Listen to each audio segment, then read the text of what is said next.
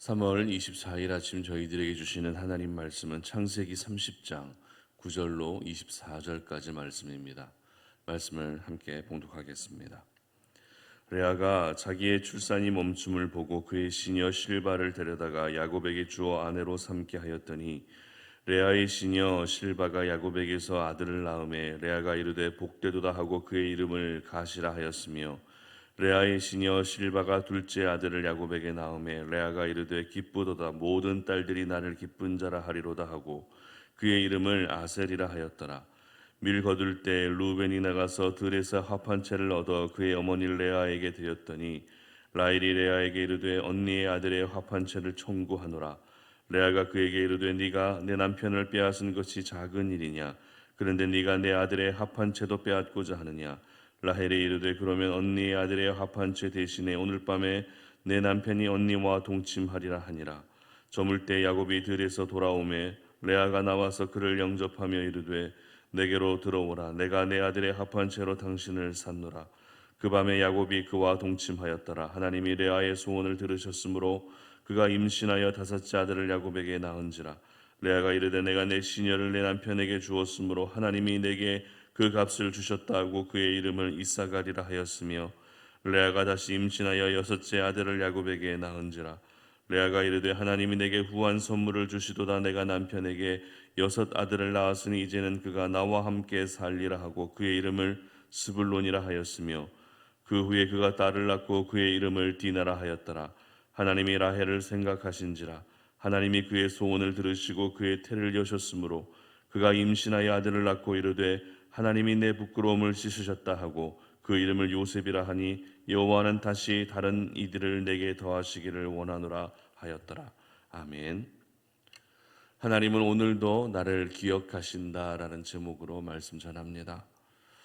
저희들은 살아가면서 갑자기 기억이 나지 않을 때가 가끔 있는 것 같습니다. 사람들과 이야기를 나누던 중에도 갑자기 기억이 나지 않아서 대화가 끊길 때가 있죠. 그리고 내가 어떤 일을 하면서도 내가 지금 무슨 일을 해야 되지라고 갑자기 기억이 잘 나지 않을 때도 있습니다. 어떤 분은 핸드폰으로 전화 통화를 하고 있으면서도 내 핸드폰 어디 있느냐라고 그렇게 말하는 분도 계십니다. 또 어떤 분은 손에 양말을 들고 있으면서도 지금 내 양말이 없어졌다고 그렇게 하소연하는 분도 계십니다. 그러다가 결국 내 손에 들려진 핸드폰을 발견하고 내 손에 들려진 양말을 발견하게 되면 그 모든 상황을 어떻게 받아들입니까? 아, 나도 늙었나 보다라고 이렇게 받아들인다는 것입니다. 물론 나이가 들면 기억력이 감퇴하는 것은 누구에게나 있는 일입니다. 하지만 삶 속에서 겪게 되는 갑작스러운 이런 기억 상실에 대한 부분은 우리 모두를 당황스럽게 하기에 충분한 것 같습니다. 그렇다면 우리 하나님은 어떨까요? 우리 하나님도 기억 상실을 겪을 때가 있을까요? 그렇지 않죠. 저희들은 순간적으로 기억을 잃을 때가 있지만 우리 하나님은 절대 기억을 잃어버리는 일이 없으십니다. 그래서 오늘도 변함없이 저희들을 기억해 주시는 것이죠. 하나님께서 저희들을 기억해 주신다는 것은 우리가 살아가는 각자의 삶 가운데 오늘도 가장 필요한 부분을 채워주시고 공급해 주실 수 있다라는 것을 의미합니다. 오늘 본문은 야곱의 아들들이 어떻게 태어나고 있었는가 하는 것을 전체적으로 보여주고 있는 본문인데요. 일단 야곱은 레아와 라헬 그리고 여종이었던 실바와 비라까지 모두 4명의 아내를 통해서 12명의 아들과 그리고 1명의 딸을 낳게 됩니다.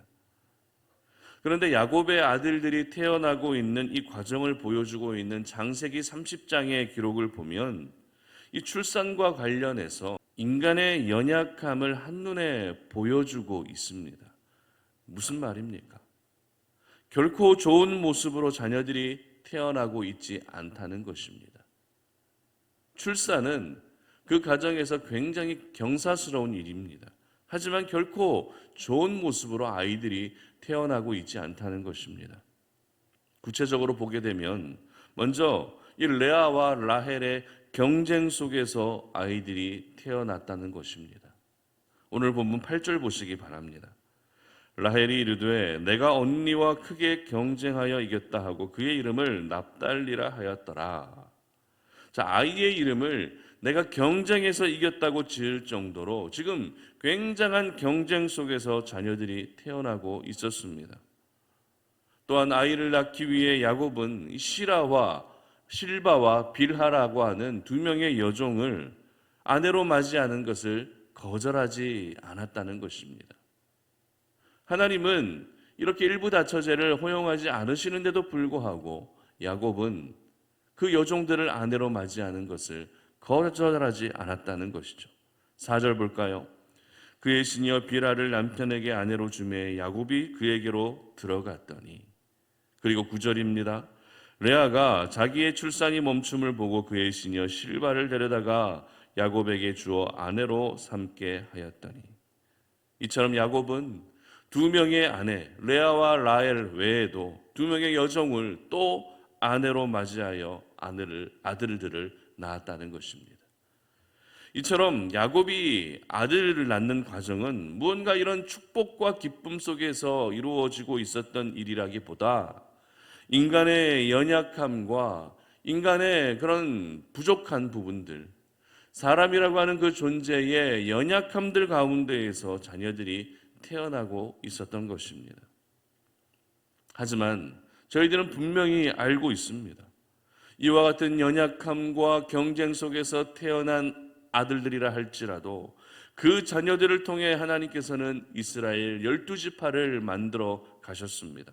그리고 더 많은 백성을 이룰 수 있게 하셨습니다. 여러분, 우리 하나님은 저와 여러분의 그 연약함을 통해서도 얼마든지 일하시는 하나님이신 줄 믿으시기를 바랍니다. 나는 연약하지만 우리 하나님은 연약하지 않기 때문에 우리의 연약함마저도 하나님의 큰 일을 위해서 사용해 주시는 것입니다. 특별히 오늘 본문의 마지막 부분은 임신할 수 없었던 라헬이 드디어 아들을 낳게 되는 정말 기적적인 모습을 보여주고 있는데요. 이렇게 태어난 아들이 누구입니까? 바로 우리가 잘 알고 있는 요셉이었습니다. 그렇다면 이렇게 임신할 수 없었던 라헬이 갑자기 임신할 수 있게 된 이유가 무엇입니까? 22절 보시기 바랍니다. 하나님이 라헬을 생각하신지라 하나님이 그의 소원을 들으시고 그의 태를 여셨으므로. 아멘. 바로 하나님이 라헬을 생각해 주셨기 때문이라는 것입니다. 생각해 주셨다는 것은 원어로 보게 되면 하나님이 기억해 주셨다라고 하는 이런 의미를 가지고 있습니다. 다시 말해 하나님이 라헬을 기억해 주셨기 때문에 아들을 낳을 수 있었던 것입니다. 이처럼 하나님께서 저희들을 기억해 주시면 그 사람에게는 은혜가 임하는 것입니다. 하나님께서 기억해 주시면 그 사람에게는 생각하지 못했던 하나님의 은혜가 임하게 되는 것입니다. 저희들은 살아가면서 하나님을 잘 기억하지 못하는 순간이 가끔 있습니다. 그러나 우리 하나님은 단 한순간도 저희들을 향한 하나님의 그 기억을 지우지 않으십니다. 그래서 결정적인 순간마다 저희들을 기억해 주셔서 가장 합당한 은혜를 베풀어 주십니다. 그런데 하나님이 라헬을 생각해 주셔서 임신하게 되었다라는 이 부분을 오늘 본문 전체와 연결해서 생각해 볼 필요가 있는데요. 왜냐하면 하나님이 라헬을 생각해 주셨고 라헬을 기억해 주셨다는 것은 하나님이 야곱을 생각해 주셨다라는 그런 의미이기 때문입니다. 무슨 말입니까? 하나님이 라헬을 생각해 주셔서 라헬이 임신할 수 있게 해주신 것은 라헬 한 사람만을 향한 하나님의 마음이 아니었다는 것이죠. 온갖 연약함과 경쟁 속에서 아이들을 낳고 있었던 야곱까지도 생각해 주신 것이었습니다. 그래서 그 연약함 가운데에서도 하나님의 백성, 하나님의 나라를 이루어가기 위한 기초를 만들어 가셨던 것입니다. 그렇습니다. 하나님이 생각해 주시고 하나님이 기억해 주시면 그 사람에게는 은혜가 임하되 연약함마저도 사용하셔서 하나님의 큰 일을 이루어가 주시는 더욱더 특별한 은혜가 나타나게 되는 것입니다. 이것이 바로 우리 하나님의 위대하심입니다.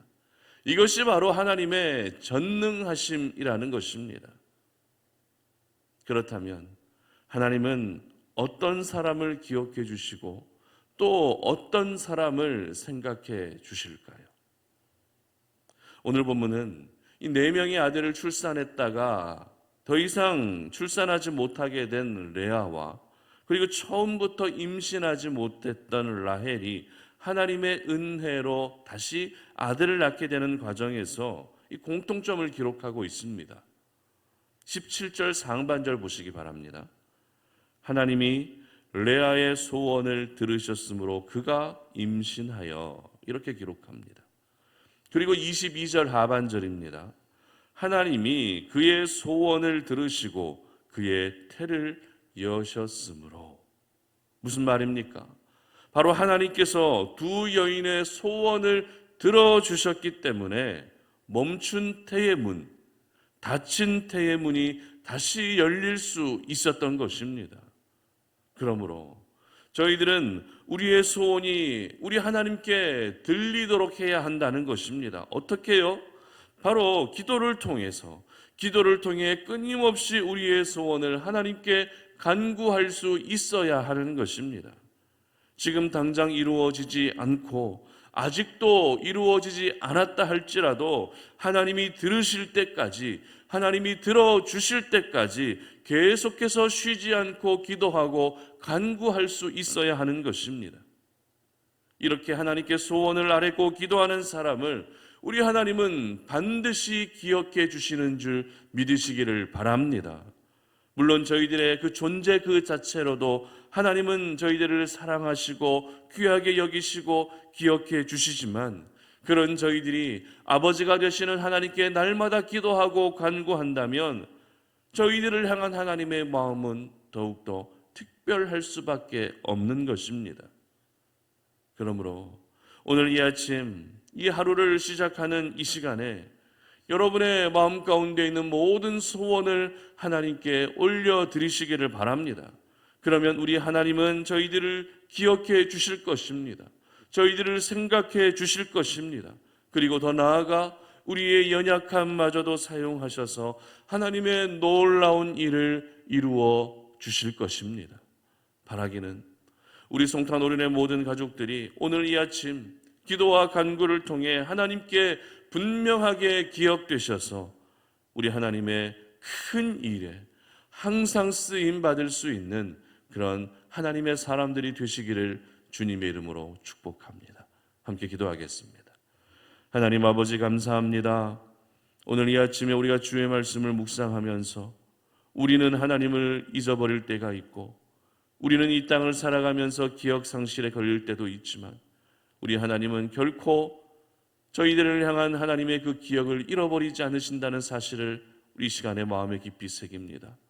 그렇기 때문에 오늘도 하나님께서 생각해 주시는 인생, 하나님께서 기억해 주시는 인생을 살기를 소망하오니 하나님, 우리가 우리의 마음 가운데 있는 모든 소원을 주님 앞에 올려드릴 수 있게 하시고 하나님 아버지 앞에 기도하며 간구하여서 하나님이 들으실 때까지 우리의 소원을 주님께 들려드리게 하시고, 그래서 하나님께서 우리를 기억하셔서 우리의 연약함마저도 사용하셔서 놀라운 일을 이루어가 주시는 하나님의 은혜를 경험할 수 있는 우리 모든 송탄 오륜의 가족들이 되게 하여 주시옵소서. 감사드리며 예수님의 이름으로 기도드립니다. 아멘.